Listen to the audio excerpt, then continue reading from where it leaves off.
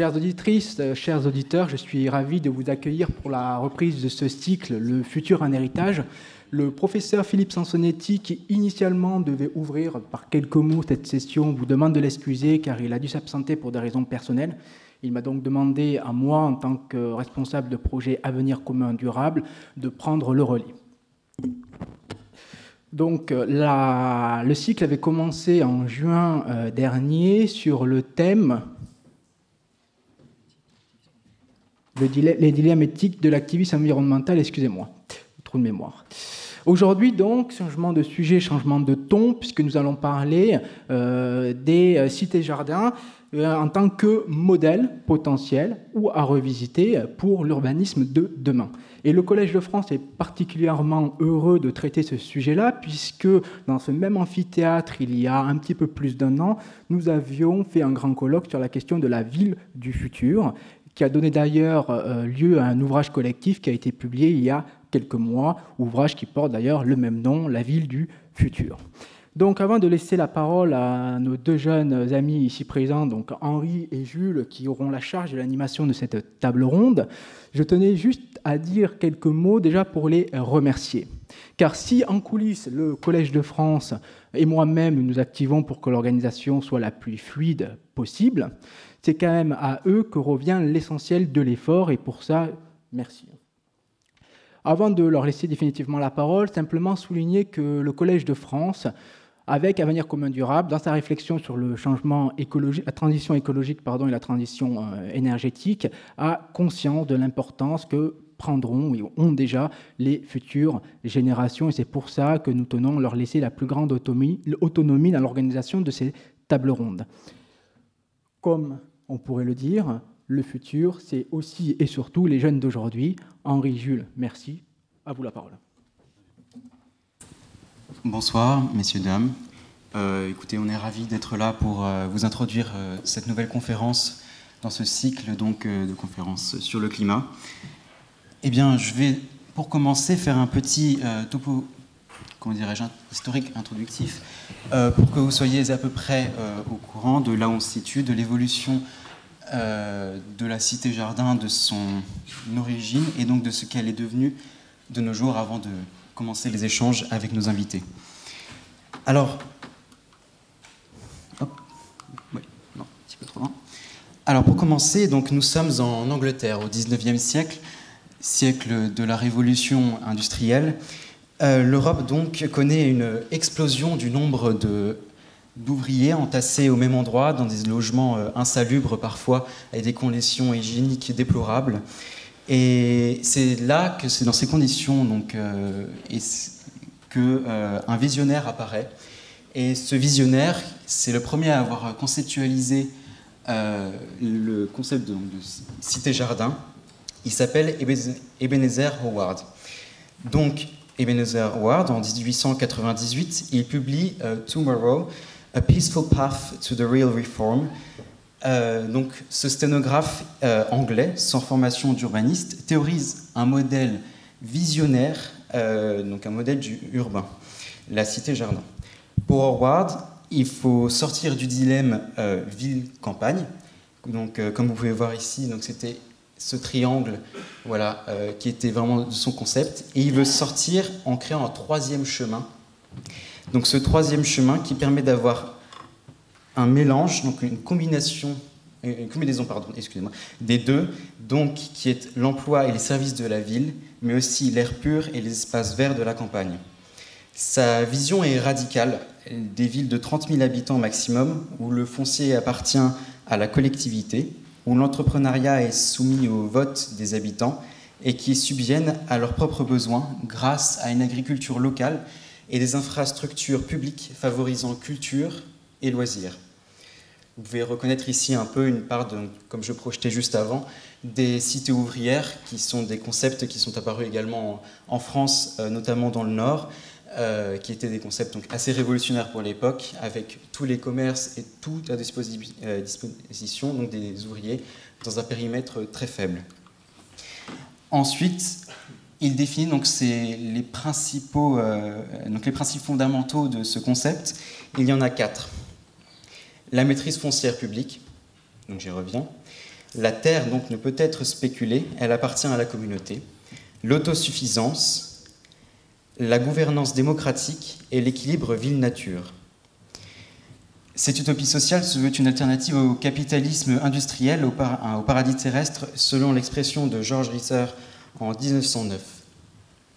Donc ce modèle était pour l'instant juste en Angleterre. Il va forcément se retrouver outre-Manche, chez nous, en France, et il a été concrétisé donc en France dès 1912. Les premières cités-jardins françaises naissent, donc le Pré Saint-Gervais, puis Suresnes, et avec Henri Sellier. Donc là, vous pouvez voir directement la cité-jardin de Suresnes comme elle était conceptualisée à l'époque.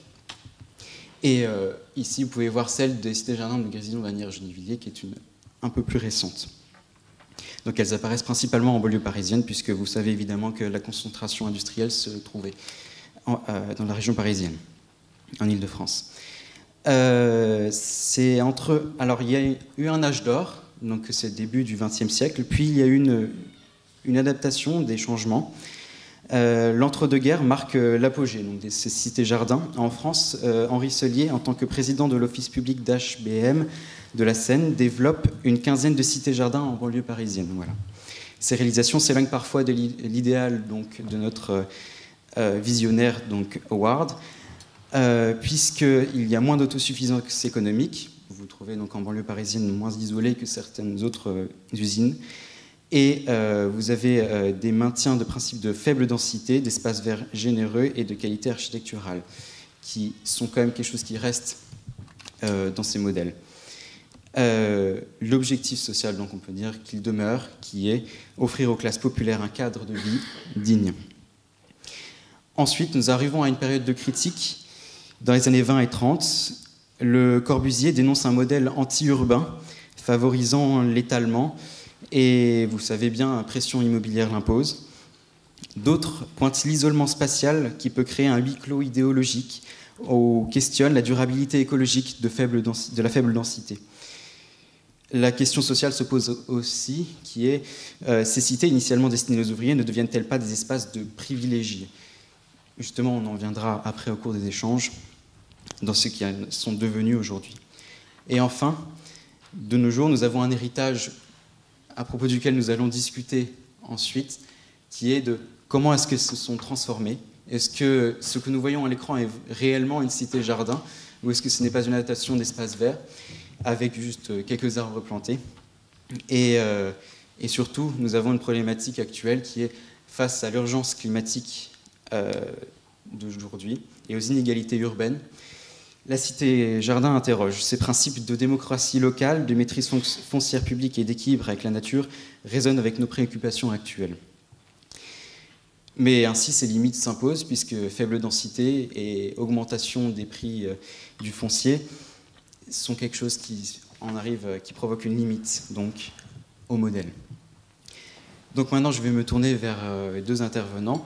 Je vais vous introduire. Donc, Noémie Morin-Guesne, vous êtes donc coordinatrice de l'association des cités-jardins d'Île-de-France. Et Jean-Baptiste Minert, vous êtes professeur d'histoire contemporaine de l'art contemporaine à Sorbonne Université. Et donc, je vais me tourner vers vous avec une première question. La cité-jardin a été conçue par Howard comme une utopie sociale autant qu'urbaine. Comment cette politique résonne-t-elle avec les enjeux de l'urbanisme durable aujourd'hui? C'est une question qui va introduire en fait toute la suite. Si vous voulez, je passe directement à des questions un peu plus précises qui vous permettront donc de développer d'avoir un développement suite à ça. Donc, pour commencer par celle-ci qui est assez intéressante. Par rapport à, selon vos expériences et au regard du passé, comment les jardins actuels sont-ils susceptibles d'évoluer? Est-ce que vous voyez, par rapport à l'héritage historique, une manière et un futur à ces cités-jardins? Alors peut-être déjà il faut recontextualiser aussi l'histoire des jardins et l'histoire, parce que donc les cités-jardins c'est à la fois des jardins, des espaces verts, mais aussi des jardins ouvriers, jardins nourriciers. Donc déjà l'histoire entre les deux est un petit peu différente. Il faut rappeler que jusqu'à la fin du XVIe siècle, les jardins étaient davantage protégés par les villes, par les abbayes, et que c'est à partir du XVIe siècle que les jardins et les maraîchers aussi vont petit à petit occuper la banlieue parisienne. Et donc c'est vrai qu'il y a une continuité déjà là-dessus.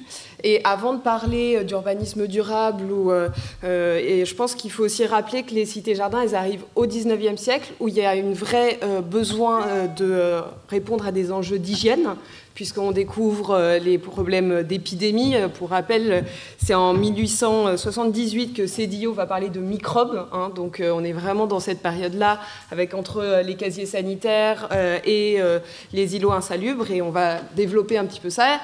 Même un petit peu avant, si on remonte, c'est déjà sous Rambuteau qu'on va commencer à aussi aménager les espaces verts en ville, avec la plantation de nombreux arbres sur les grandes artères. Et donc, les cités-jardins, c'est cette continuité-là de l'hygiénisme social. Déjà, ça, c'est une première chose peut-être pour répondre. Et puis, en effet, après, les cités-jardins, donc, comme je vous le disais, il y a à la fois des espaces verts et à la fois des jardins nourriciers.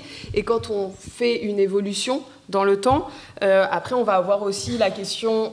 On va dire que ça va se scinder en deux branches qui vont être plutôt les grands ensembles, comme on peut avoir avec Drancy-la-Muette, qu'on considère comme la dernière des cités-jardins et le premier des grands ensembles, parce qu'en fait, si vous voulez, Eugène Baudouin et Marcel Lotz, qui étaient les architectes de la cité de la Muette, ils avaient été commandités par l'Office public d'habitation à Bon Marché de la Seine, dont vous parliez, de Henri Seyé, et ils avaient fait un premier plan qui était plutôt de l'ordre d'une cité-jardin, hein, dans les cités-jardins programmées par Henri Seyé. Et puis finalement, le mouvement moderne est arrivé, comme vous l'avez justement fait remarquer. Ils ont travaillé aussi avec Jean Prouvé, et c'est devenu les quartiers que vous pouvez connaître, hein, qui est le camp de Drancy, hein, donc beaucoup plus résolument moderne et qui se rapproche du grand ensemble. Et en parallèle, vous avez aussi, parce qu'on parle de département de la Seine, donc avec une densité urbaine plus importante, mais il y a aussi le département de la Seine-et-Oise, qui ont construit aussi de nombreuses cités-jardins en Île-de-France, ou ailleurs d'ailleurs, hein, dans d'autres grosses villes, il va y avoir aussi à chaque fois des cités-jardins. On retrouve à chaque fois dans les villes, que ce soit Lyon, Marseille, Nantes, Lille, Strasbourg, des cités-jardins à chaque fois. Et donc, il va y avoir plutôt aussi des cités-jardins qui vont être que du pavillonnaire. Et à ce moment-là, ça va s'orienter plutôt vers du lotissement. Par exemple, vous connaissez peut-être Kaufmann & Broad ou Levitt, qui sont deux gros promoteurs immobiliers américains. Et une des cités-jardins qu'on a redécouverte il y a 2 ans, au Ménil-Saint-Denis, qui est donc du coup la résidence du château, eh bien, elle s'installe véritablement sur le plan, le projet de plan de la cité-jardin où il y a quelques maisons qui ont été construites. Et finalement, c'est Levitt en 1965 qui va ramener ce projet. Voilà, donc un petit peu pour l'historique là-dessus. Je ne sais pas si j'ai un peu commencé à répondre.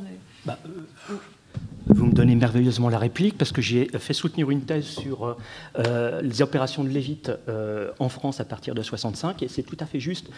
Au Ménil-Saint-Denis, il y avait une sorte de cité-jardin municipale. Il faut s'entendre sur le terme de cité-jardin, pardon, je me tourne vers vous. Il faut s'entendre sur le terme de cité-jardin, parce qu'en fait, il y a cité-jardin et cité-jardin. Je vous montrerai un petit peu les glissements sémantiques.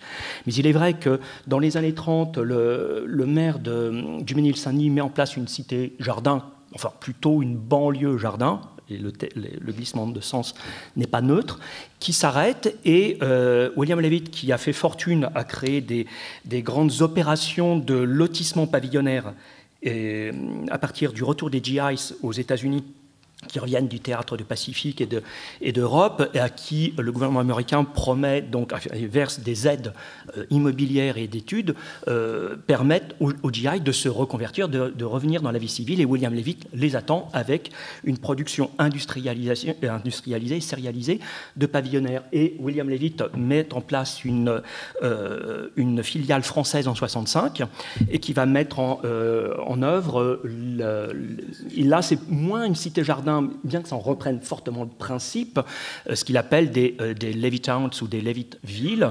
Au Ménil-Saint-Denis, c'est 600 maisons, si ma mémoire est bonne, et ensuite il y a Lésigny, Mency.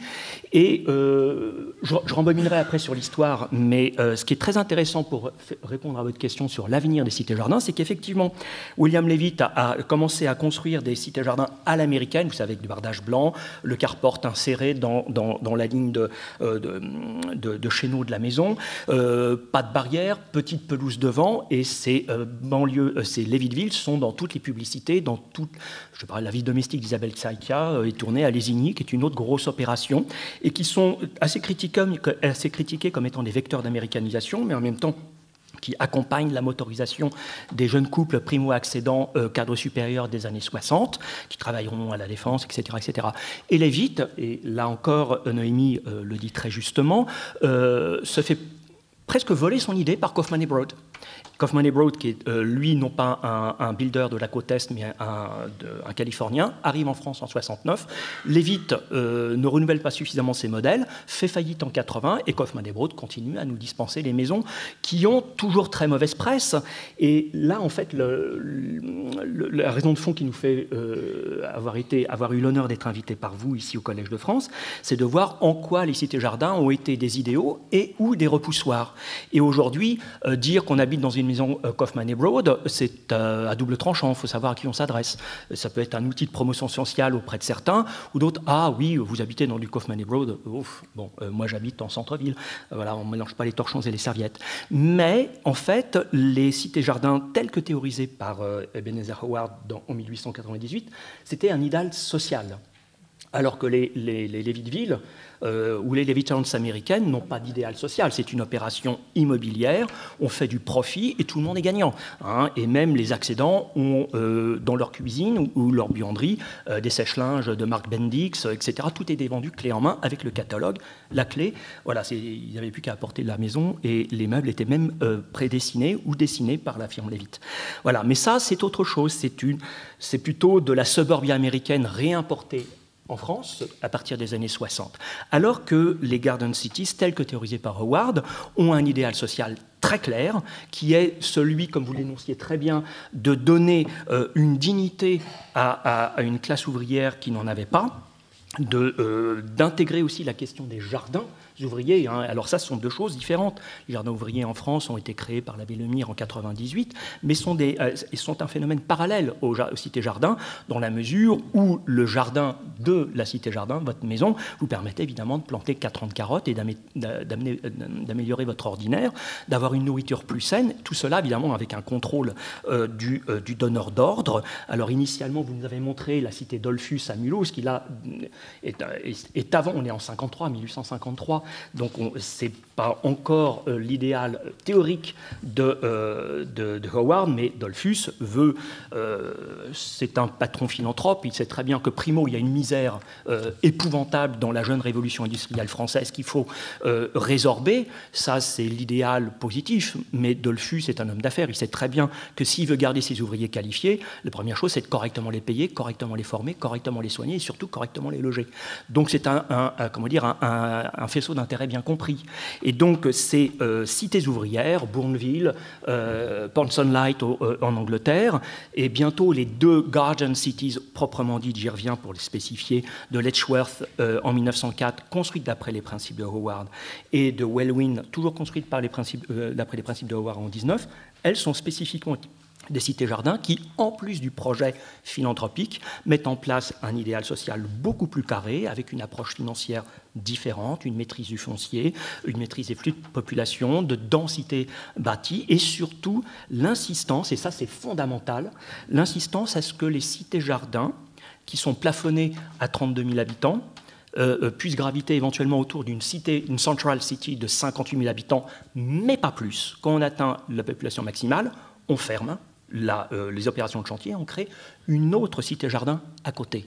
Et ça, c'est totalement séminal pour un siècle d'urbanisme en Occident que de penser que la ville tentaculaire héritée de l'histoire, Londres, est un modèle non réformable, irrattrapable, définitivement pathogène et définitivement pourvoyeuse de crimes et de révoltes. Et pendant tout le XXe siècle, jusqu'à dans les années 70, on va postuler que les villes tentaculaires héritées de l'histoire sont pas réformables. Et que s'il y a quelque chose à faire, c'est en pensant leur croissance au-delà de leur état présent, par le moyen d'un urbanisme qui planifie, non plus de la surdensité, mais qui planifie un étalement urbain contrôlé, maîtrisé, au bénéfice du bien-être des populations ouvrières principalement. Et donc, il y a le modèle de Howard dans Tomorrow, Peaceful Path to a Real Reform, publié en 1998, mais il y a en France, 3 ans plus tard, le prix de Rome Tony Garnier, l'architecte urbaniste lyonnais Tony Garnier. Le garçon est envoyé à Rome parce qu'il est enfin pris de Rome après 4 tentatives en 1899. Il est pris de Rome, il part à Rome, et plutôt que de faire des relevés d'après l'Antique, ce pourquoi la République le paye, il dessine une ville industrielle. Et évidemment, l'Académie des Beaux-Arts lui dit « Écoutez, monsieur Garnier, vous êtes bien gentil, mais la République vous paye pour faire des relevés d'après l'Antique, pour vous pénétrer de culture méditerranéenne et antique, romaine, grecque, etc. » Et Tony Garnier se fait taper sur les doigts, il n'en poursuit pas moins la conception de sa cité industrielle. Il rentre en France, non pas à Paris, où tous les prix de Rome auraient eu un destin, ou ont un destin, mais à Lyon, où il va travailler immédiatement pour Édouard Herriot. Et en fait, il a publié sa cité industrielle en 1917, mais il a revu sa copie, etc. Mais il l'a quelque part un peu mis en œuvre par morceaux dans le Lyon en forte croissance. Le stade Gerland, c'est lui. Les abattoirs de la Mouche, l'actuel Tony Garnier, c'est lui. L'hôpital Édouard Herriot, autrefois la Grange Blanche, c'est lui, etc., etc. Et là apparaît avec les cités-jardins la notion de zonage, à savoir que si on veut penser enfin la croissance des villes, il faut prévoir la bonne répartition des populations. Et ça, c'est des architectes et urbanistes allemands comme Baumeister ou comme Stüben qui disent « Attention, les villes médiévales dans lesquelles, dans des rues larges comme ce bureau, stagnent la tuberculose et la misère humaine, sont irrattrapables, mais pensons que les villes, en ce boom démographique et de révolution industrielle, croissent plus vite que notre capacité à les conceptualiser. Donc il faut absolument mettre en place une pensée urbaine qui soit une pensée de la croissance et une pensée de la prévision.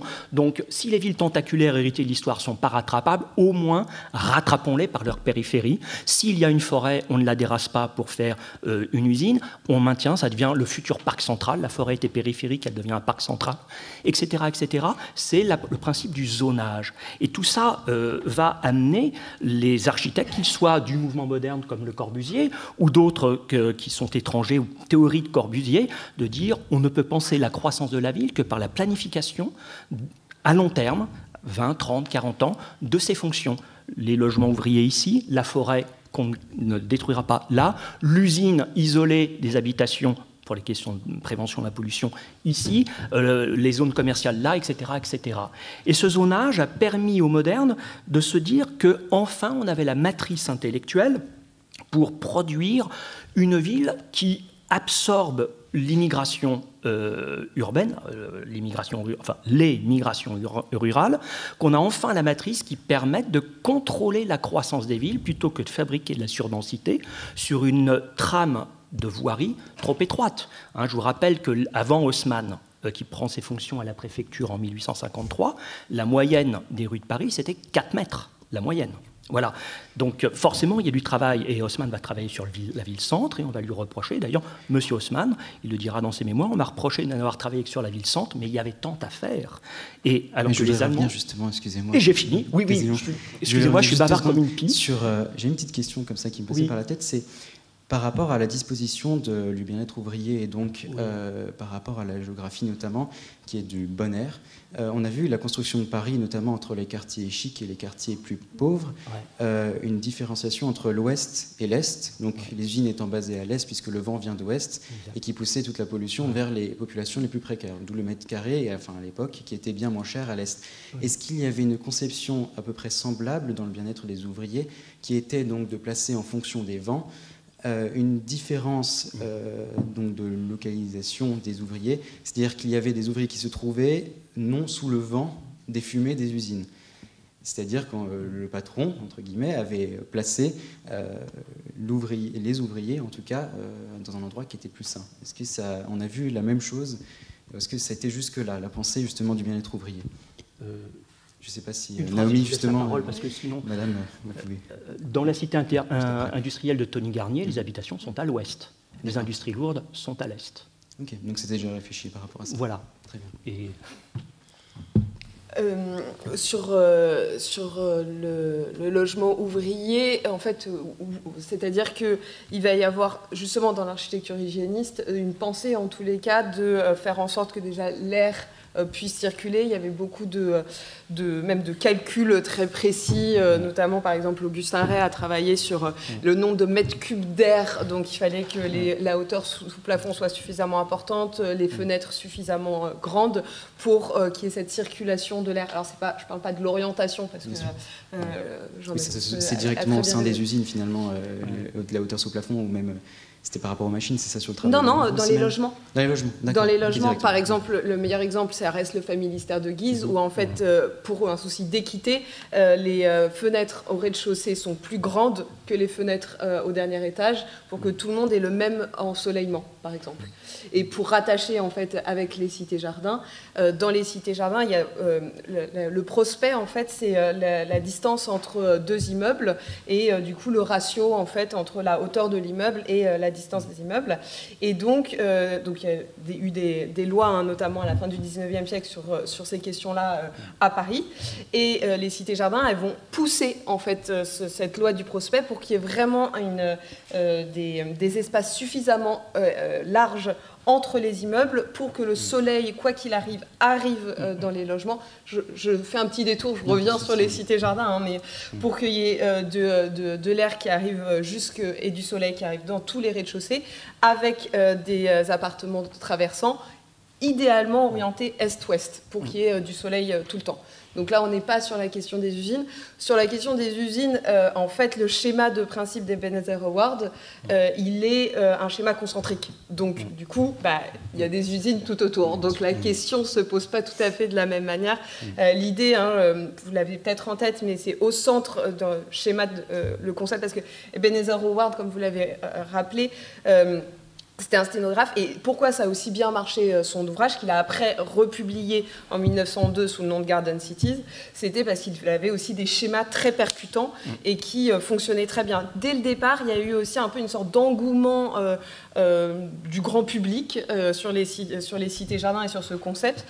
Dans une, je ne sais plus quel journal grand public anglais, on disait que ce principe de cité-jardin était aussi loufoque que le débarquement des Martiens théorisé par Orwell. Donc pour vous dire aussi, et d'autres qui étaient pour, enfin voilà, ça a tout de suite amené un peu un débat. Et donc un de ces schémas principaux, c'est donc un cercle, au centre les équipements, donc bibliothèque, musée, voilà, tous les équipements, hôpital, etc., tous les équipements publics importants, un grand parc tout autour, une Crystal Avenue, qu'il appelait Crystal Avenue, qui était en fait tous les commerces un peu, donc un patio avec les commerces, puis après plusieurs cercles avec des logements, dont un où il y avait aussi les petits équipements publics type dispensaires et écoles qui étaient un peu plus proches dans un deuxième cercle. Ensuite, on a donc du coup tout ce qui est petite manufacture, donc menuiserie,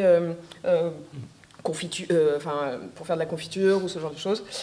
Et enfin, à la fin, ce qu'on voit moins dans les schémas, c'est aussi tout le reste qui en fait est presque 50% du concept d'Ebenezer Howard, qui sont justement les forêts, les champs, les cimetières, toute cette partie-là aussi qui est très importante. Voilà, pour vous dire. Et je voulais juste rappeler juste une petite chose, pardon, c'est qu'en plus des Ebenezer Awards, le concept français, il s'inspire aussi beaucoup de Georges Benoît Lévy, qui était donc du coup une personne qui a été mandatée par un groupe qui s'appelait le Musée Social, de la fin du 19e siècle, où il y avait justement des personnes importantes comme Siegfried, Jules Siegfried, ou d'autres qui étaient donc des ministres, des architectes, Augustin Rey aussi faisait partie, qui réfléchissaient à la question du logement insalubre et qui ont du coup mandaté Georges Benoît Lévy pour aller un peu couvrir la construction de la première cité-jardin de Letchworth. Et il est revenu avec des préconisations très françaises qui se rattachent beaucoup plus au projet public, au fait des offices publics d'habitation à bon marché, donc la question du logement social comme on la connaît à la française. Et on parlait, comme vous le disiez, plutôt de banlieue jardin, de quartier jardin. Avant que ça arrive à cité jardin, au début, c'était pas trop ça. D'ailleurs, encore aujourd'hui, les Anglais, quand ils arrivent, ils disent c'est pas une cité, parce que pour eux, city, c'est avec un maire, c'est une grande ville, avec une autonomie administrative, ce qui n'est pas du tout le cas des cités-jardins françaises. Oui. Alors, pour revenir justement un peu sur cette notion de jardin, qui est quand même importante dans le terme de cité-jardin, comment est-ce que vous percevez l'évolution temporelle du jardin dans nos villes, particulièrement du rapport entre cette architecture et la nature dans les projets urbains anciens ou nouveaux? Et plus particulièrement, comment l'invention de la cité-jardin a-t-elle été un tournant dans cette évolution, que ce soit par sa part sociale, dont vous avez déjà un peu évoqué, ou environnementale? C'est moi? Comme vous voulez. Okay. Alors effectivement, ce que disait Noémie fort justement, c'est que ces cités-jardins inventées par Howard se concrétisent très ponctuellement à Letchworth et à Welwyn, dans la banlieue de Londres.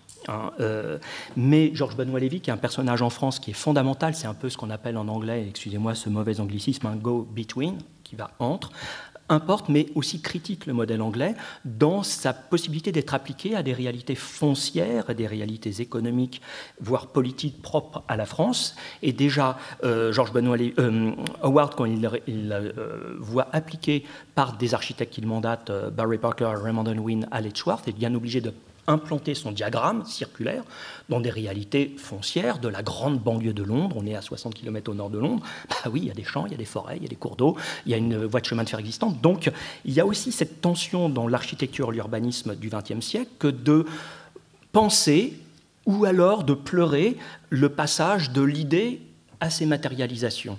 Et on voit, je réponds à votre question, un certain nombre d'architectes qui disent « bah oui, mais ces cités-jardins », ou alors, comme le font les Allemands sous la République de Weimar, qui vont densifier la notion sous le terme de Siedlung, une cité en allemand, disait mais c'est bien gentil, on veut construire des logements peu denses, bien orientés, mais pour ça il faut avoir la maîtrise du foncier, il faut avoir la maîtrise de la forme des parcelles, et sans la maîtrise de la forme des parcelles et du foncier, on ne peut rien faire. Et qui maîtrise le foncier? C'est pas nous, c'est l'autorité politique. Si on n'a pas préempté les terrains en amont, c'est fichu. On pourra toujours être des génies de l'architecture. Si les parcelles sont majoritairement orientables plein nord, c'est fichu. Et en fait, il y a aussi un deuxième point, pour répondre à votre question, c'est que des architectes théoriciens comme Le Corbusier, dans les années 20, vont dire « attention, les cités-jardins, c'est une fausse bonne idée ». Oui, c'est formidable pour les quelques élus, trop peu, c'est une goutte d'eau dans la mer qu'on satisfait en construisant les cités-jardins du département de la Seine. Bravo, c'est quelques milliers de familles qui auront leur maison, leur petit lopin, et éventuellement qui négocieront leur transport, ce que les Belges appellent le navetage, des nafter commuters en anglais. Et ok, mais Le Corbusier n'est pas le seul, et Henri Sellier, qui est sénateur-maire de la ville de Suresnes et président de l'office HBM du département de la Seine, le dit assez vite. Les prix des terrains augmentent en flèche après 1918 et le gros des budgets sont aspirés par l'achat des terrains, et après on est bien embêté pour construire quelque chose de potable alors que le gros du budget a été pompé par l'achat du foncier. Est-ce qu'on va tenir longtemps? Et au demeurant, quand on voit les cités-jardins franciliennes, ça commence par des petites maisons, et Noémie le disait très bien, à la cité de la Muette de Drancy, on est dans une densification nécessaire pour tenir l'équation financière, qui prélude à ce qu'on appellera, dans les années 50, des grands ensembles. Mais les Siedlungen allemandes sont aussi une densification nécessaire à la montée des prix du terrain, à la montée des coûts de la construction et à la pression démographique toujours croissante, voilà. Et les jardins là-dedans. Alors, j'ai travaillé il y a 25 ans sur la ville d'Héliopolis au Caire, qui était une sorte de ville satellite en plein désert, et qui est maintenant le quartier chic au nord du Caire. Si vous atterrissez à l'aéroport du Caire et vous rentrez dans le centre-ville, vous passez par Héliopolis. Et en plein milieu d'Héliopolis, il y a des immeubles qui s'appellent Garden City. C'est des immeubles qui font 5 étages. Ou de jardin, vous avez un lopin de verdure et de charmantes bougainvillées, large comme ce bureau. Mais c'est vendu Garden City parce que le terme fait vendre.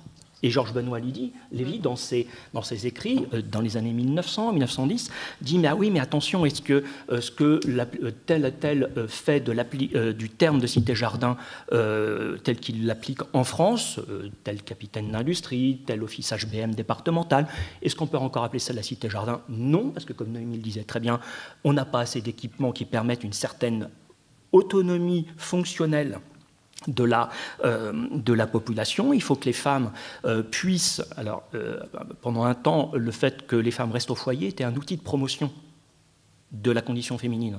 Jusqu'à la Première Guerre mondiale, on s'est aperçu, et les femmes ont dit, on est à l'usine, on a touché des salaires, nos maris sont morts, nos frères, nos fils sont morts, nous, on continue à travailler, en fait.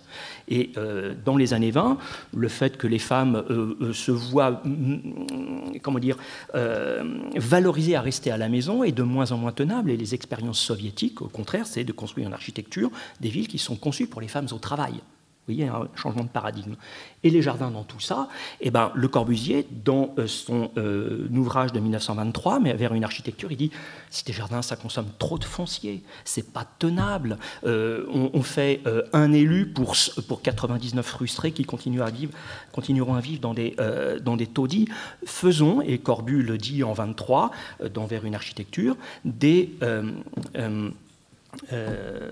l'Alzheimer avant, j'ai oublié le terme, des sortes de cités-jardins verticales, des immeubles villas, voilà, qui permettent d'empiler verticalement dans une charpente en béton armé des maisons individuelles avec leur lopin de terre. Mais le petit jardin peut être à 40 mètres de haut.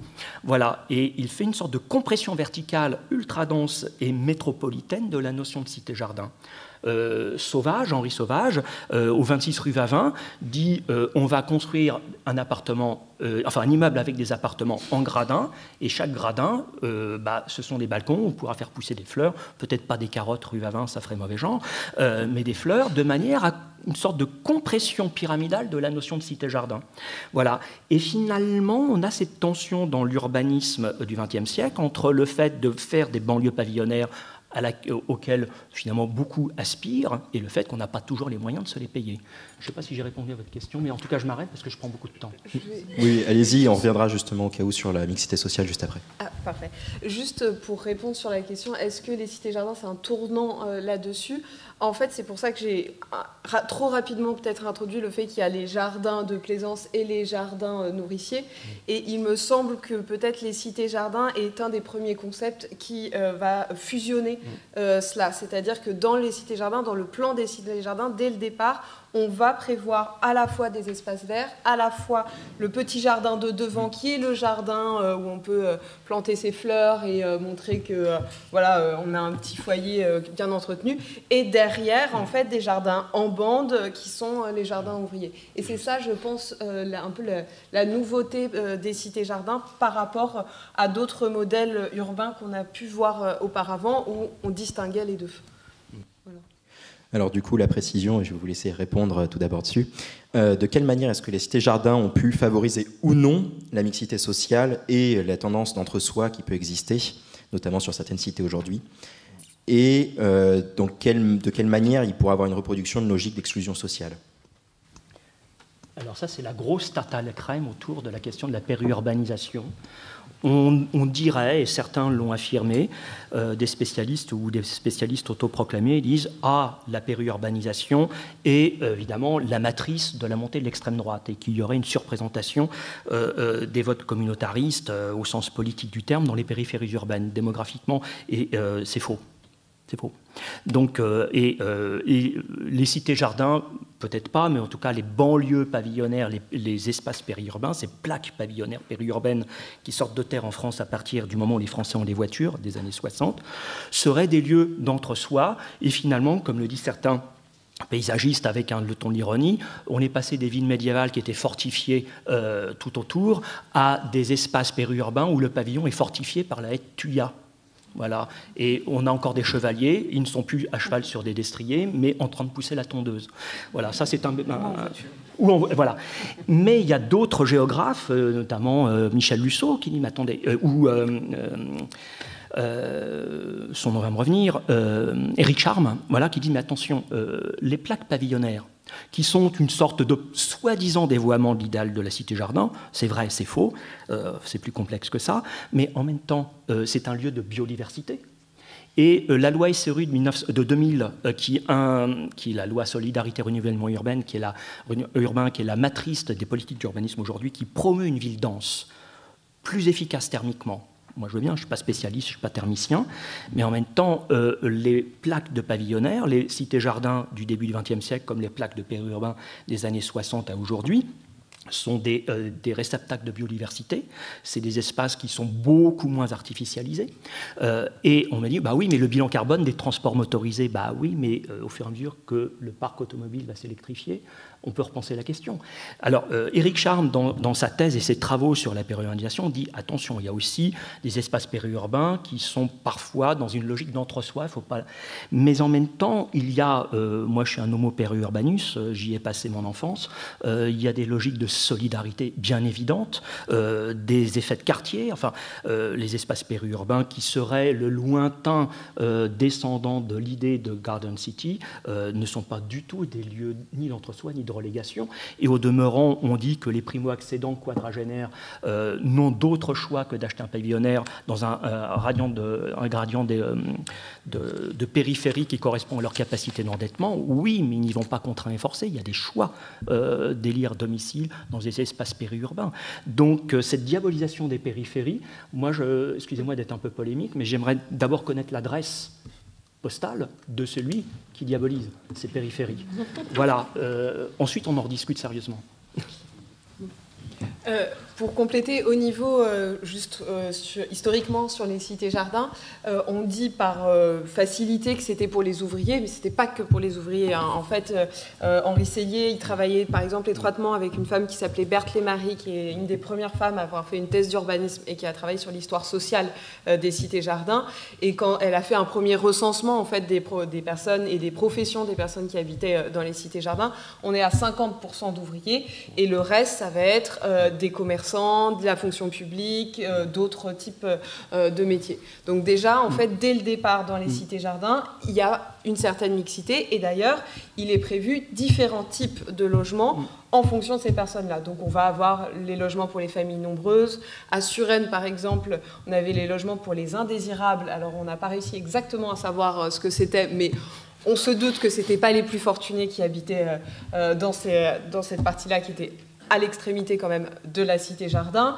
Vous aviez aussi des logements donc, pour les célibataires, pour les personnes âgées, et vous aviez soit des immeubles, soit des pavillons qui étaient plus pour les familles un peu plus cossues, on va dire. Donc là, il y avait des salles de bain dans les logements, puisque on est en 1920, c'était le comble de la modernité, on avait les WC, mais on n'avait quand même pas la salle de bain. Il faut attendre les grands ensembles pour avoir les salles de bain dans le logement social.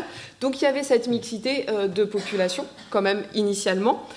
Un deuxième élément de réponse, c'est que les cités-jardins, il va y en avoir qui vont être construites avant une loi, qui est la loi de 1912, de la loi Bonnevet, qui va créer et permettre la création des offices publics d'habitation à bon marché. Donc en gros, les logements sociaux publics que l'on connaît, portés par Henri Sellier, et qui va être aussi aujourd'hui Seine-Saint-Denis Habitat, Hauts-de-Seine Habitat, ce type de bailleurs. Et avant, il y a eu quand même des cités-jardins qui ont été construites, mais c'était porté par des offices privés d'habitation à bon marché, ou par des sociétés aussi coopératives, où en fait les habitants des cités-jardins louaient leur pavillon, et à la fin, en fait, ils étaient propriétaires. Ce qui fait qu'aujourd'hui, ces quartiers-là sont aujourd'hui de la propriété privée, et de la propriété privée parfois assez cossue. Donc là, on n'est plus sur de la mixité sociale. Une des cités-jardins les plus emblématiques, alors vous parliez de 1912, il y en a eu qui ont été construites dès 1905, en fait, dès le moment de Letchworth. la cité Bruno à Rèmes dans le nord, dans le bassin minier, parce que beaucoup de cités-jardins aussi dans le bassin minier, bien sûr, et à Paris-Jardin à Draveil, qui est donc du coup des ouvriers de Paris qui ont décidé de construire leur cité-jardin à Draveil, parce que c'était pas loin, donc Paris-Jardin, voilà, avec le train. Et aujourd'hui, c'est hyper, enfin voilà, c'est très gentrifié, si on peut dire ça. Enfin voilà, les pavillons sont beaucoup plus chers. Enfin, on n'est plus du tout sur du logement social et ouvrier, et on va retrouver un peu le même phénomène dans les cités-jardins construites pas par des offices publics. Ensuite, avec les cités-jardins construites par l'office public, la majorité sont encore du logement social, et encore du logement social avec les loyers les plus bas. C'est-à-dire que vous savez, dans les HLM, vous avez plusieurs types de logements. Et donc, c'était le plus bas parce que la classification s'est faite au moment où les cités-jardins, elles n'avaient pas été réhabilitées dans les années 80, il n'y avait pas encore de salle de bain obligatoirement, donc les loyers les plus faibles. Il y a quelques bailleurs qui ont vendu aussi. Donc, par exemple, à Suresnes, l'ensemble des pavillons sont de la propriété privée, qui sont, vous l'imaginez, des petits pavillons à Suresnes vendus très cher. Mais il n'y a pas que des pavillons, il y a aussi des immeubles encore, qui sont... Enfin, voilà, vous nous aviez montré avec la Cité des Grésillons, il y a aussi... Et donc là, ça reste du logement social.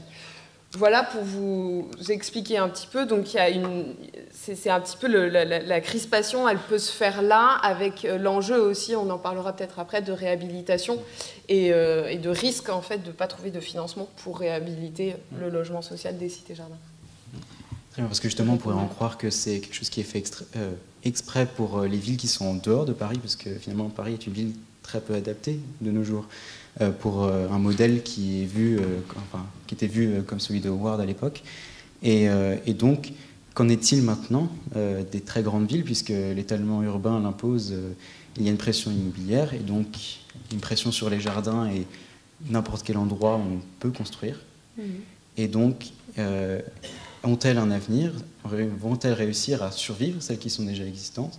Et finalement, est-ce qu'elles ne sont pas réservées à peut-être, comme c'était déjà le cas au moment de Howard, à l'époque, au XIXe siècle, qui était une gentrification moins importante, et peut-être pour ça que les Français le voyaient différemment aussi, c'est que Paris était déjà une énorme gentrification finalement de beaucoup d'industries, et donc une pression déjà qui était assez importante en termes de nombre d'ouvriers à caser, et que l'Angleterre était peut-être on parle souvent du bassin ouvrier de côté de Liverpool, et choses comme ça, qui était peut-être plus disparate, contrairement à la France, où il y avait certes un bassin minier dans le nord, mais beaucoup de concentration du côté de Paris, finalement.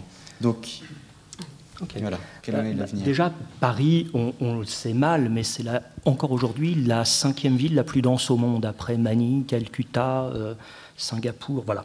Encore aujourd'hui, alors que Paris aujourd'hui, c'est moins de 2 200 000 habitants. En 1921, c'était 2,9 millions. C'était 2,9 millions, 2,9 millions en n'incluant pas les poches d'industrie qui consommaient énormément de foncier dans Paris. Donc c'était 2,9 millions sur des espaces qui étaient peut-être 40% plus faibles qu'ils ne le sont aujourd'hui, où les usines ont quitté Paris, et sur ces grandes emprises foncières ont été aménagées dès les années 50 des vastes opérations de logement. Et donc aujourd'hui, on a un Paris qui, malgré cet énorme desserrement, reste une ville très dense. Et c'est vrai que finalement, il y a dans la manière dont les Parisiens ou dans les citadins, parce que le cas de Paris qui est une ville récurremment corsetée par des enceintes ou militaires ou fiscales, et toujours été une ville très dense. C'est le contraire de Londres, qui est une ville étale, très, très peu dense comparativement. Il est vrai que Paris et ses centres-villes sont surdenses, et la question de trouver moyen de se loger en individuel hors de Paris n'est pas qu'une affaire de politique sociale, mais c'est aussi une affaire de distinction sociale. Et on a le cas du Vésinet dans la banlieue ouest qui sort de terre dès les années 1850. Voilà. Et Paris Cité-Jardin, dont vous parliez aujourd'hui, c'est un cas inverse, c'est-à-dire c'est lancé dès 1911 avec le travail de Jean Walter qui dessine une sorte de grand parkway, très bien, mais c'était fait pour des gens relativement modestes à l'origine.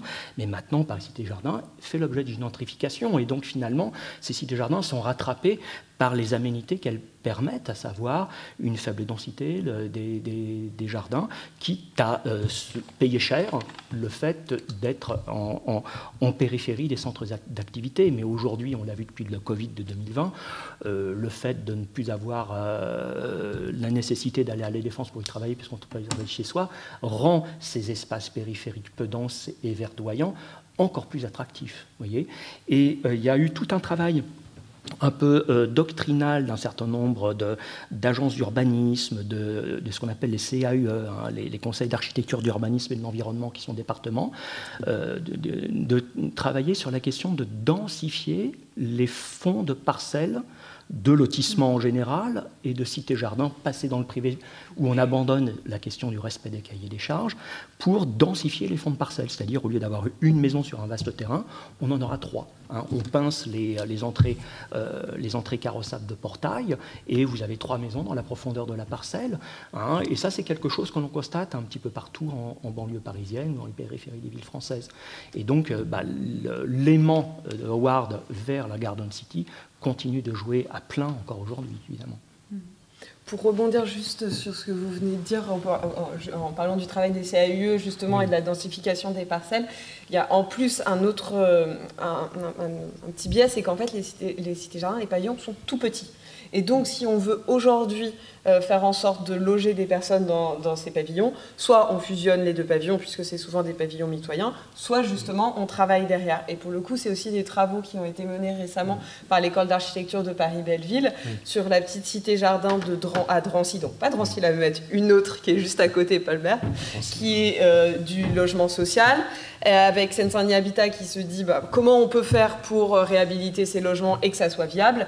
Et l'idée, c'est exactement ce que vous disiez, c'est de amener et étendre par l'arrière sur les jardins qui sont aujourd'hui en fait des jardins, on parlera peut-être plus tard, les jardins nourriciers. On n'a plus cet usage aussi concret en fait d'avoir un énorme potager à l'arrière et donc aussi empiéter un peu sur ce jardin nourricier. Voilà. Eh ben c'est parfait, vous me faites une transition parfaite. Justement, dans les aspects futurs et de l'évolution qui pourrait être sur la construction des villes et des cités-jardins, qu'est-ce l'aspect pourrait être abandonné ou préservé, justement, et quelles sont leurs pertinences aujourd'hui ? Alors, j'avais lu votre question et moi, j'avais répondu « tous et aucun ». Dans le sens, je m'explique, que les cités-jardins, c'était il y a un siècle. Donc, en fait, ce dont on avait besoin il y a un siècle, ce n'est plus du tout ce dont on a besoin aujourd'hui. Et ce serait complètement anachronique de dire on ouvre l'ouvrage d'Ebenezer Howard et on reprend tel quel les considérations, les préconisations qu'il a faites. Néanmoins, nous, au sein de l'association, juste petite parenthèse pour que vous compreniez, en fait, nous, notre association, les adhérents, ça va être des villes, des bailleurs, des établissements d'enseignement supérieur, des chercheurs, des associations comme les CAUE, etc. Donc, en fait, là, je suis la salariée, mais on a des commissions de recherche et de pensée sur les cités-jardins. Et on est au tout début et aux prémices des réflexions sur qu'est-ce qu'une cité-jardin du XXIe siècle. Donc là, ce que je vais vous dire, on est encore en cours de réflexion là-dessus, mais ce qui est apparu, c'est qu'en fait, les cités-jardins, la valeur patrimoniale des cités-jardins, elle peut se définir sur 4 piliers, qui sont donc du coup ce dont on a parlé aujourd'hui, donc le paysage, donc la notion d'espace vert, l'urbanisme, l'architecture et le social. Le paysage à l'époque, c'était en effet d'avoir des espaces verts, mais pas du tout les espaces verts qu'on imagine aujourd'hui. C'était des greens anglais avec de la pelouse bien tondue où les enfants n'avaient pas le droit de jouer dessus et sans aucune volonté de biodiversité là-dedans. Si on veut continuer d'avoir cette valeur paysagère dans un quartier, que ce soit une cité-jardin ancienne ou une nouvelle cité-jardin, il faut que cette valeur paysagère devienne plutôt ce qu'aujourd'hui on appellerait biodiversité et avec un intérêt sur l'environnement. La valeur urbaine, on va dire qu'à l'époque, c'était de proposer un plan, en fait, quand même, parce que c'était des énormes quartiers. Pour exemple, la cité-jardin de Stein, il y avait un tout petit village, et elle arrive, c'est 3 fois la superficie du petit village qui était à côté. Pour vous dire, les habitants de Stein, ils appellent la cité-jardin le Vieux Stein. Pour eux, c'est ça. Et puis après, tout ce qui a été construit après, les grands ensembles, c'est ce qui est de nouveau. Mais pour eux, c'est ça l'origine de Stein. Donc, un plan assez organisé. Ce qui est intéressant aussi, c'est que c'était pas orthogonal. Il y avait les rues, elles sont faites exprès pour être un peu arrondies pour que les points de vue, donc pour le coup, le point de vue du paysage soit toujours un petit peu différent. Et surtout, il y a une réflexion sur le fait d'avoir des commerces au pied d'immeubles, d'avoir les équipements, etc. On pourra après débattre de ce que c'est qu'une cité-jardin parce que la définition est assez mouvante, mais voilà. Et donc ça, aujourd'hui, on va pouvoir parler, vous connaissez certainement la notion de la ville du quart d'heure, d'avoir toujours maintenant tout à proximité et faire en sorte de ne pas avoir à prendre sa voiture ou à prendre les transports en commun pour arriver proche. Bah, la cité-jardin, elle l'a aujourd'hui. Mais il faut continuer. Mais finalement, c'était un rebondissement avec ce que disait Howard, avec tout ce qui était école, aussi commerce et choses comme ça. En fait, c'est le fait du quart d'heure était déjà chez Howard. Alors. Quasiment, parce que franchement, moi, quand je suis allée visiter la cité-jardin de Letchworth, c'est très grand. Et alors, je ne sais plus si c'est... Parce que c'est à l'époque, on était avec les personnes qui travaillent à Letchworth, et je me souviens plus s'ils disaient que c'était Howard ou Ebenezer... Enwin qui disait ça, mais que le vélo avait sauvé Letchworth parce que c'est assez grand et que du coup il fallait quand même utiliser le vélo pour aller d'un point A à un point B. Mais oui, vous avez complètement raison. 3 quarts d'heure. Oui, c'est ça. Enfin, c'est vrai que c'est un peu grand. Les avenues sont assez grandes par rapport en tout cas aux cité-jardins françaises. Mais oui, voilà. Donc du coup, vous avez tout à fait raison. Et ensuite. Au niveau de l'architecture, vous aviez au préalable aussi parlé de la question des matériaux de construction. En fait, mais ce n'était pas d'un point de vue développement durable, il n'y avait pas du tout ces questions-là à l'époque, c'était aussi d'un point de vue économique. On allait chercher les matériaux qui étaient juste à côté. Donc souvent, ça va être des soubassements en pierre meulière, parce que c'est la pierre du coin, et puis de la brique avec des briqueteries locales, parce que voilà, c'était moins cher. Donc ça, aujourd'hui, et donc du coup, alors ça n'a pas de confort d'hiver, mais c'est un bon confort d'été. Ceci dit. Donc ça, c'est aussi intéressant. Donc ça, aussi retravailler ces questions-là. Retrouver aussi, pourquoi pas, c'est une structure en poteau-poutre, en fait, finalement. Donc du coup, c'est facile aussi de réorganiser par étage et refaire en fonction des plans d'aujourd'hui, en fait, parce que dans les appartements, il n'y avait pas de salon, ça n'existait pas à l'époque. Les salles de bain étaient toutes petites. Donc aujourd'hui, il y a aussi une volonté un F2 de l'époque devient un F1. Donc ça, c'est pour vous dire, je finis là-dessus. Et ensuite, le pilier social, eh bien, en effet, c'est essayer de ramener cette mixité sociale. Je vous disais au début qu'il n'y avait que 50% d'ouvriers. Aujourd'hui, maintenant, on est quand même sur 100% dans les cités-jardins qui sont encore du logement social, les cités-jardins publics, 100% du logement social. Et donc, il y a aussi un appel de pas non plus tout vendre, et c'est pas du tout l'idée, mais de ramener aussi autant c'est pas bon qu'il y ait des quartiers uniquement gentrifiés, autant c'est pas bon non plus qu'il y ait que des quartiers qui sont un peu plus paupérisés avec que des HLM. Donc voilà, il faut retrouver aussi un petit peu cette mixité dans les cités-jardins. Donc juste réadapter en fait. Voilà. Effectivement, si je peux poursuivre, il y a la question de la patrimonialisation actuelle des cités-jardins. Et c'est là que le bas blesse. On a le désastreux exemple à venir de la destruction annoncée de la plus belle des cités-jardins françaises, qui est la cité de la Butte Rouge à Châtenay-Malabry, qui, parce que le tramway passe dorénavant devant, suscite la cupidité de pas mal d'élus et d'opérateurs. Et cette magnifique cité-jardin, la Butte Rouge, et avec des bâtiments qui étaient initialement rouges et aujourd'hui roses, on a laissé finalement se paupériser la population. On a laissé, par faute d'entretien, les appartements se dégrader dans une sorte de cynisme qui amène... Vous voyez bien, c'était en mauvais état, on a bien fait de détruire. Voilà. Et un ministère de la Culture qui ne fait pas nécessairement aussi bien son travail qu'il devrait et qui propose donc juste un maintien de 30% des espaces exceptionnels de la cité de la Butte Rouge.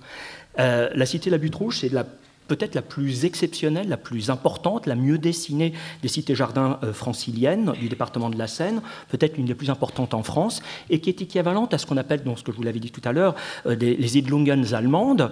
Ces Siedlungen, par exemple Siemensstadt, construite par Gropius, par Scharun, les grands architectes modernes allemands dans les années 20, début des années 30, sous la République de Weimar, ces Siedlungen sont inscrites au patrimoine mondial de l'UNESCO. Et nous, en France, soit on les laisse pourrir, soit on les détruit, par manque de culture, par manque de volonté, et aussi parce qu'elles ne sont pas suffisamment pensées dans la durée comme étant des modèles urbains à venir. ce qu'elles sont. Mais, évidemment, comme le disait Noémie, il n'est pas question de décalquer Garden Cities of Tomorrow, publié en 1909 sur les réalités de 2025, mais de se dire que finalement le contrôle de la densité, en maintenant un rapport pensé cohérent entre surface habitable et espace paysager, était peut-être la manière la plus prudente de concevoir les villes de l'avenir, pour répondre à votre question. Je ne sais pas si vous êtes un jour monté en haut du Burj Khalifa à 625 mètres d'altitude, la tour fait 828 mètres, et quand vous êtes le nez contre le pan de verre, vous regardez la ville en bas, bah vous avez la matrice, c'est des autoroutes, des petites voitures qui sont comme des fourmis, et on a en fait un vieux futur.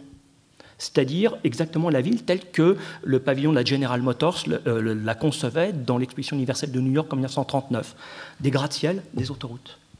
Et c'est en train de se construire, et ce modèle est tellement puissant que rétropédaler et cultiver nos élus pour qu'ils arrivent à comprendre qu'au-delà d'une petite perte de bénéfices sur 10 ans, mais un bénéfice à 3 siècles, il y a un coup à jouer. Mais là, ça suppose une culture. Et les îles Lungen allemandes sont inscrites au patrimoine mondial de l'UNESCO, et nous, en France, on n'est pas capable de faire pareil.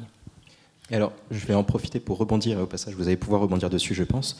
Justement, qu'est-ce que vous conseillez, vous, et notamment vous, Madame Moringen, pour sauvegarder ces cités-jardins au XXIe siècle et pouvoir les réhabiliter et les réutiliser aujourd'hui? Alors, du coup, je me souviens plus de la petite truc que je... Bon, c'est pas grave.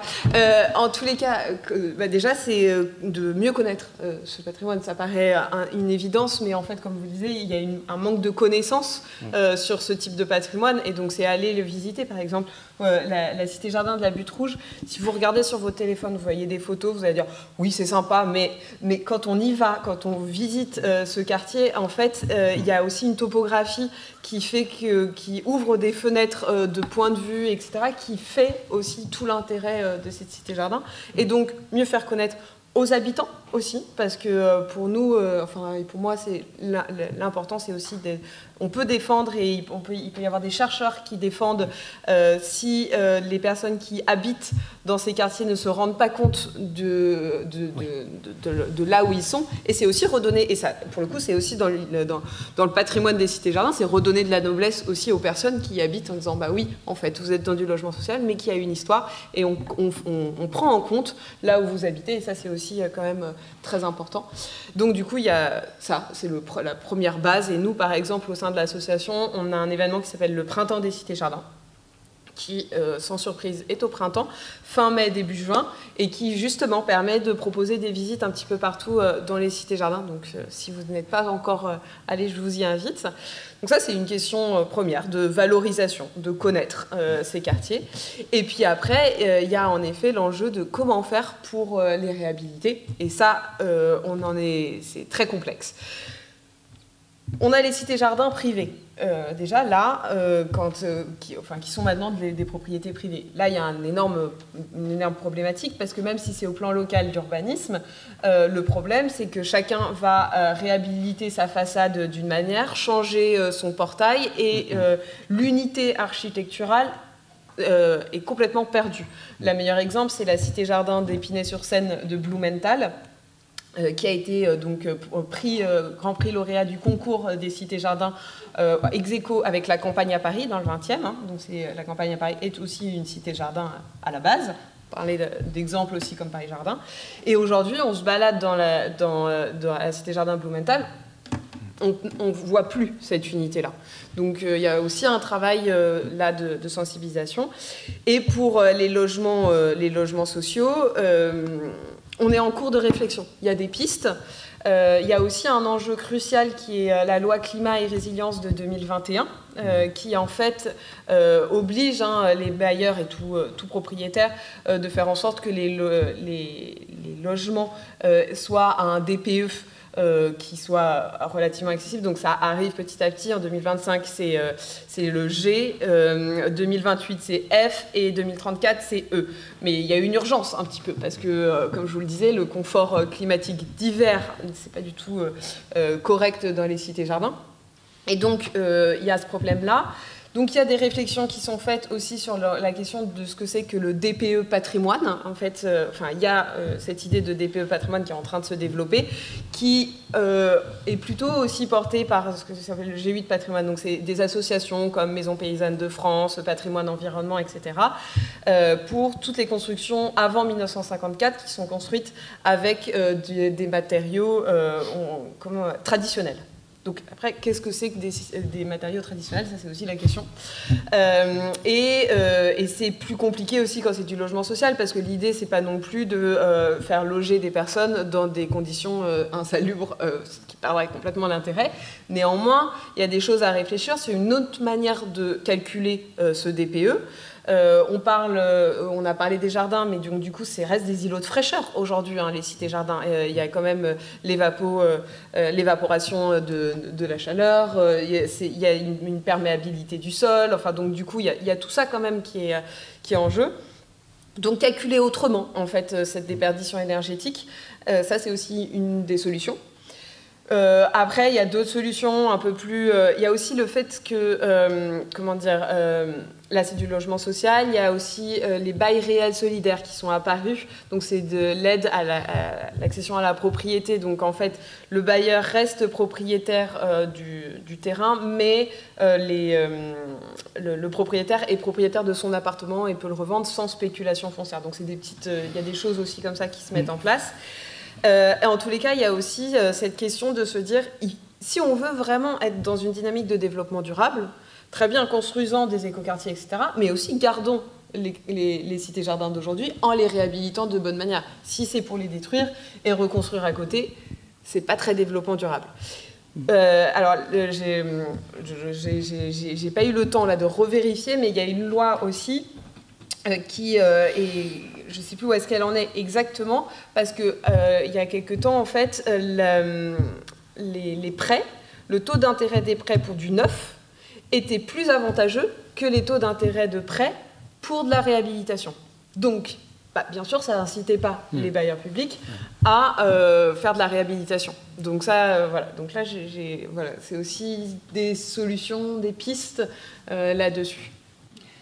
Et avant que vous me posiez une question encore plus passionnante que les précédentes, il y a quelque chose aussi qu'on ne mesure pas, c'est que Noémie, vous faisiez très justement dans votre développement historique une succession entre les cités-jardins et leurs applications plus ou moins citées, et l'arrivée des grands ensembles, dont la cité de la Muette à Drancy en 1934 est le prototype, et qui commence avec les grands ensembles pilotés par le ministère de la Reconstruction de l'Urbanisme à partir de 1950. Mais il y a en fait encore un gros trou dans la raquette dont il faut parler ce soir, c'est la question de l'architecture de la reconstruction. Alors, la reconstruction après 18, qui a fait appel très souvent à des matrices de cité-jardin ou à une pensée hygiéniste qui puisait certains thèmes de la cité-jardin pour reconstruire des villages détruits du côté du chemin des Dames ou ailleurs, sur une bande de 250 km de Dunkerque à Belfort. Mais il y a la deuxième reconstruction, post-44, qui, elle, amène la France à reconstruire sur la quasi-totalité de son territoire. Et cette deuxième reconstruction, ce sont des villes denses, comme le Havre, reconstruite par l'équipe d'Auguste Perret, qui est inscrit au patrimoine mondial de l'UNESCO depuis 2005. Mais il y a aussi des petites villes. Moi, j'ai fait un livre sur Saint-Pierre-des-Corps. On connaît tous Saint-Pierre-des-Corps pour y être passé en TGV. Certains pessimistes et grognons disent que c'est la ville la plus laide de France. Et en fait, non, quand vous promenez sur le boulevard Paul Langevin, c'est une Garden City des années 40-50. Et donc, il y a un grand parkway, c'est-à-dire un grand terre-plein central planté, où vous pouvez faire passer des pistes cyclables comme vous le souhaitez, et de part et d'autre, des maisons en bande très peu denses. Exactement comme ce que vous disiez, Noémie. Et donc, avec une petite bande de jardin, on fait pousser les roses trémières. Et derrière, on fait sécher les chaussettes et on fait pousser les carottes. Voyez ? Et ça, c'est exactement le jardin vivrier d'un côté et le jardin hygiéniste et de promotion sociale devant, sur le côté trottoir. Et ces cités-jardins dernière génération, si j'ose dire, sont sortis de terre dans les années 50-60.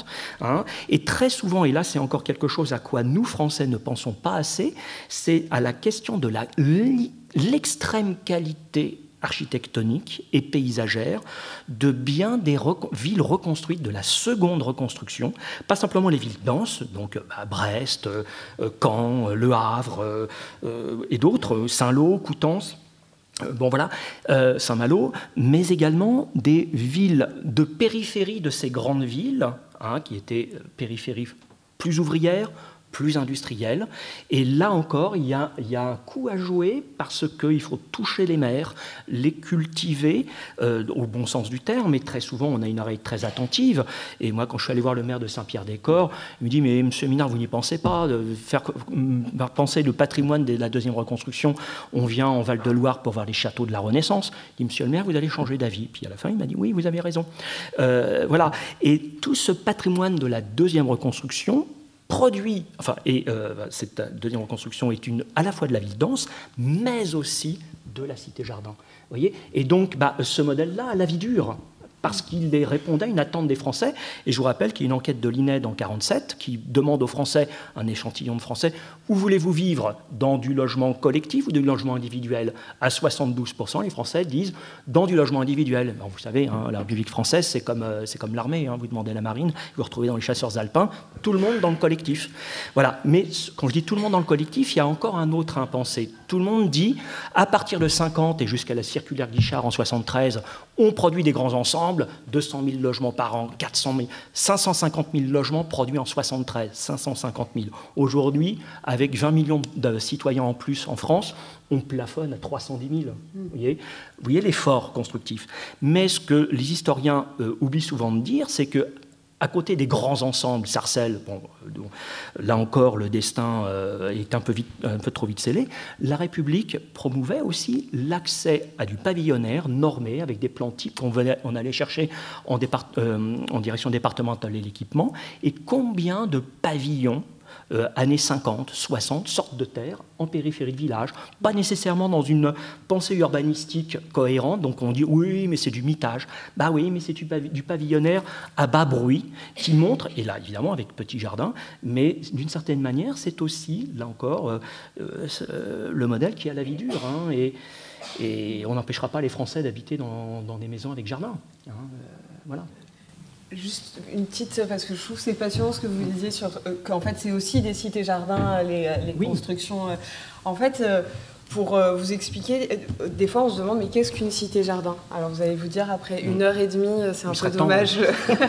Vous l'avez très bien expliqué et je fais ça un petit peu en provocation. Mais ce que je veux dire par là, c'est que donc nous en France, on a une vision très historique des cités-jardins. C'est plutôt des ensembles de logements sociaux construits durant l'entre-deux-guerres. Il y a eu un repérage qui a été fait avec le service inventaire de la région Île-de-France. On est à plus de 80 cités-jardins en Île-de-France.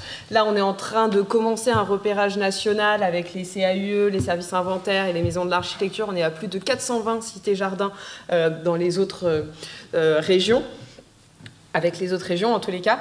Et en fait, il y en a qui n'ont pas d'équipement. Il y en a qui sont beaucoup plus petites, qui sont beaucoup plus modestes, qu'on appelait cités-jardins à l'époque parce que, un peu comme les écoquartiers aujourd'hui, c'était aussi un peu à la mode, ça vendait bien, etc.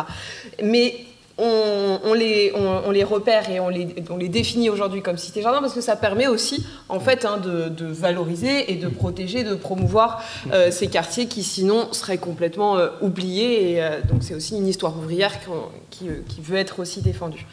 Mais pour vous raconter une petite histoire, en 2024, avec un collègue, on est allé à un colloque international à Amsterdam pour les 100 ans d'un colloque sur les cités-jardins où il y avait eu des Français qui avaient été invités, etc.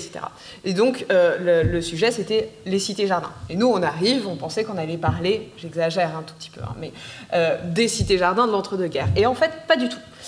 Ils n'ont absolument pas parlé de ça. Ils ont parlé comme vous avez aussi l'idée, c'est des cités-jardins du XXIe siècle. Et pour eux, en fait, et pour beaucoup de conceptions, notamment néerlandaises ou belges aussi, en fait, les cités-jardins, pour eux, c'est avant tout des quartiers avec une certaine autarcie, avec des équipements, des commerces, une mixité, alors que nous, on a une vision un peu plus, on va dire, historique de la chose. Et donc, vous parliez tout à l'heure de Le Corbusier. Pour eux, Le Corbusier, c'est pas des grands, c'est une cité-jardin verticale, en fait. Voilà.